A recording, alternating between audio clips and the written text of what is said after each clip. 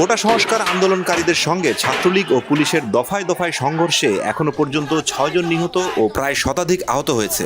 চলুন এক নজরে দেখে নিই আজকের সারা দেশের চিত্র।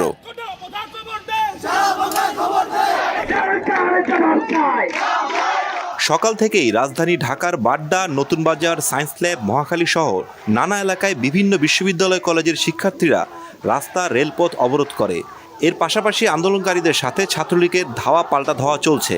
ঢাকা কলেজ ও ঢাকা সিটি কলেজের সামনে থেকে 2 জনের রক্তাক্ত মরদেহ উদ্ধার করা হয়। মঙ্গলবার বিকাল 4টার দিকে চট্টগ্রামের ছাত্রলীগের সঙ্গে কোটা সংস্কারকারী আন্দোলনকারীদের সংঘর্ষে 3 জন নিহত হয়েছে।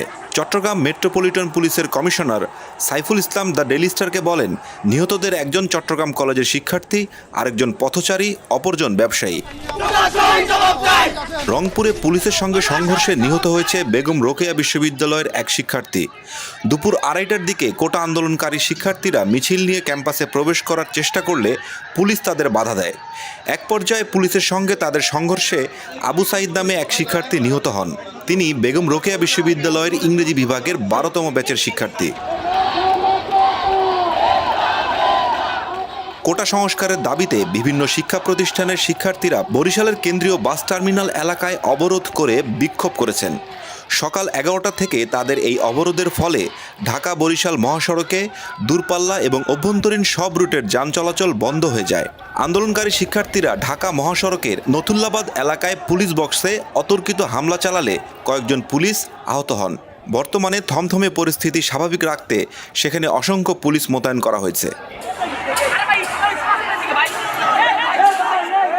রাজশাহী বিশ্ববিদ্যালয়ে দুপুর 2টার পর থেকে বিভিন্ন হল থেকে শিক্ষার্থীরা বিক্ষোভে যোগ দিতে ক্যাম্পাসে জড়ো হতে শুরু করে।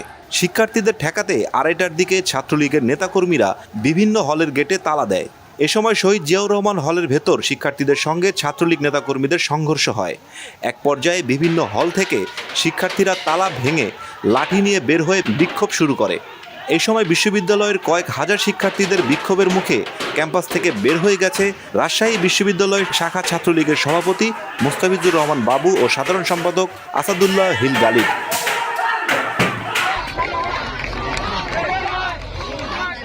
বগুড়ায় ঢাকা রংপুর মহাসড়কে অবরোধ করেছে শিক্ষার্থীরা।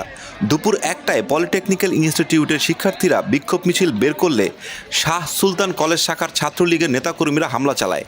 হামলায় আহত পলিটেকনিক্যাল ইনস্টিটিউটের 2 জন শিক্ষার্থীকে হাসপাতালে ভর্তি করা হয়েছে। টাঙ্গাইলে কোটা সংস্কার আন্দোলনকারীদের মিছিলে ছাত্রলীগ হামলায় একজন আহত হয়েছে। সকাল 11টায় কোটা সংস্কার আন্দোলনের শিক্ষার্থীরা প্রেস ক্লাবের সামনে থেকে মিছিল নিয়ে শহীদ মিনারের কাছে পৌরসভার সামনে পৌঁছালে লাঠি ও লোহার রড নিয়ে তাদের উপর হামলা করে ছাত্রলীগের নেতাকর্মীরা।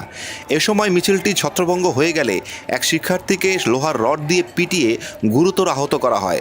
আশেপাশে পুলিশের সতর্ক অবস্থান থাকলেও এই ঘটনায় পুলিশকে কোনো ব্যবস্থা নিতে দেখা যায়নি। সাভারে জাহাঙ্গীরনগর বিশ্ববিদ্যালয়ের সামনে কয়েক হাজার শিক্ষার্থী ঢাকা আরিচা মহাসড়ক অবরোধ করে। তাদের সঙ্গে সাভারের আশেপাশের বিভিন্ন বেসরকারি বিশ্ববিদ্যালয়, কলেজ ও স্কুলের প্রায় 3-4 হাজার শিক্ষার্থী মহাসড়কের প্রান্তিক গেট থেকে ডেইরি গেট পর্যন্ত অবস্থান নেয়। এ সময় আশেপাশে পুলিশের উপস্থিতি দেখা যায়নি।